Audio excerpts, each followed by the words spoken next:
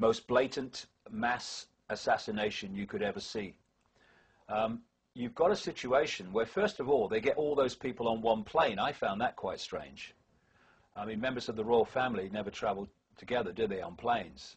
Or, you know, the main ones anyway. It's come down, and you can go on the internet, you go on my website, and you can see film of the crash site, and people were not allowed near it. Journalists were not allowed near it, but somebody got there with a camera. He's now dead, by the way. And was told, no uncertain terms, get away or else. You can hear it on the, you hear gunshots going off on the film. And there are no bodies, and there are no luggage, and it didn't actually crash from a great height, so you know it's pretty much intact. Where are the bodies, and where is the luggage? There's nothing. It's just a plane and debris from the plane in this forest. And the Polish administration were acting in ways that in many areas were not supporting the agenda. For instance, they rejected the whole swine flu thing. They wouldn't have it. Wouldn't have the mass vaccinations and stuff like that. And they're also they were also doing things with relation to Europe that didn't support the European agenda. And in one fell swoop, one plane crash going into Russia, which is an administration with Putin, etc., that I wouldn't trust to tell me the time in a room full of clocks, they've ended that whole Polish regime in one crash. They're back to a blank sheet of paper in Poland. We've got to start again, including academics, historians, all these things, all these people. And no way that was an accident. No way in the world that was an accident. It was mass assassination. And because the mainstream media are so pathetic, in fact, pathetic is not an adequate word to describe them, they get away with it. Okay, here's the news. There's been a plane crash and it was an accident and it's terrible and now we're going on to the next story. What translated they're saying night after night, hour after hour is, here is the news. We have been told by officialdom that there was a plane crash, it was an accident, and it was bad weather, and the pilot landed in the wrong place, and all the Polish government basically is dead, and it's terrible, and there's going to be a funeral, and who will go? Will the Russians go? What about, do you think it will be politically right if they don't go, or all that stuff? Not one question. Is what these officials have told us true? No! You know, go on the internet, you find the real journalism. I mean, of course there's rubbish on the internet, of course there is lots of it, but the internet is a collective reality. There's some fantastic cutting-edge journalism goes on the internet. And they're finding out things, the BBC and ITN, they never ask the question. 9/11. What did they ever question 9/11 and all the anomalies in the 9/11 official story? Never. And this is how they get away with it. The HARP technology in Alaska, with its increasing number of connected satellite operations around the world, has the ability to create earthquakes, no problem. The one in Haiti was blatantly created. When you do the background to that story, first of all, you find that in recent years, the last decade and more, they have started to find major supplies of oil in that region, around Cuba and around Haiti. The president,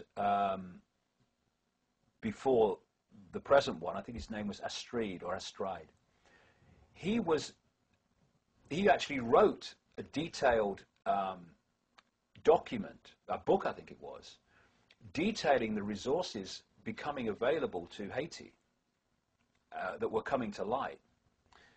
Surprise, surprise, suddenly there's a kind of a coup and he's kicked out and banned from going back to Haiti, his own country, by the Americans. Bill Clinton a total 100% frontman, drug runner, by the way. It's all in my books, along with the Bush family. They were working together in places like Arkansas. Suddenly gets appointed by the United Nations UN envoy to Haiti. What? Bill Clinton's been appointed UN envoy to Haiti? Why? Why Clinton? Why? What? And then this massive earthquake goes off. And as was pointed out many times in the immediate aftermath, vast numbers of American troops pour into Haiti immediately, not with supplies, but to take over the main airports and take over the country.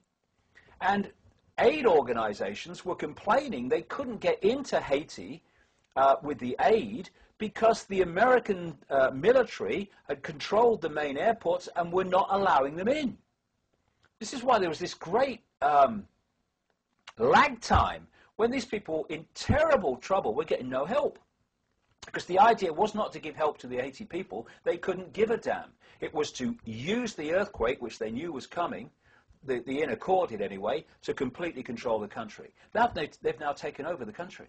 They've just had a meeting in America with Bill Clinton. Why Bill Clinton? Oh, because he's the UN envoy, isn't he, to Haiti? And his wife, Hillary Clinton, cover story on the arm, they're not a couple at all, never were. And the present president of Haiti, who was in on the meeting, and all the details are on my website, and he's basically sitting there, just saying, no, sir, the Americans have taken over Haiti. What else have they taken over? All the resources of Haiti. And this Haiti support help package that they discussed means that corporate America comes in and takes over Haiti and tells people where they're going to work and all the rest of it and how Haiti's going to be. They've taken the place over. It was a coup by earthquake.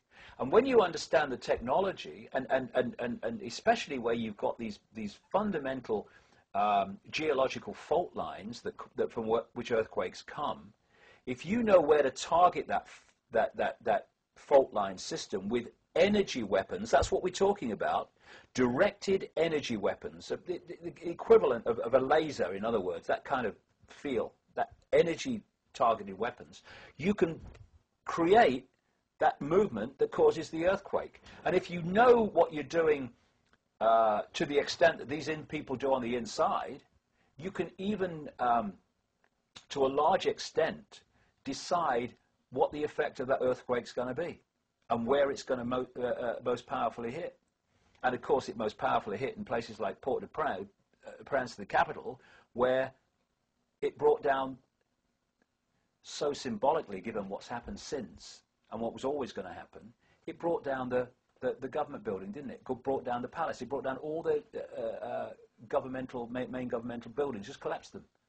And that's what they've done literally, and that's what they're doing symbolically in the aftermath of the earthquake. And people need to realize that it is possible to create these earthquakes. It's possible to create tsunamis in the same way by creating earthquakes under the ocean. And it's possible to create, by energy-directed weaponry of the kind that they're dealing with, that they never tell us about, it's possible to create volcanoes too, especially ones that are close to being active.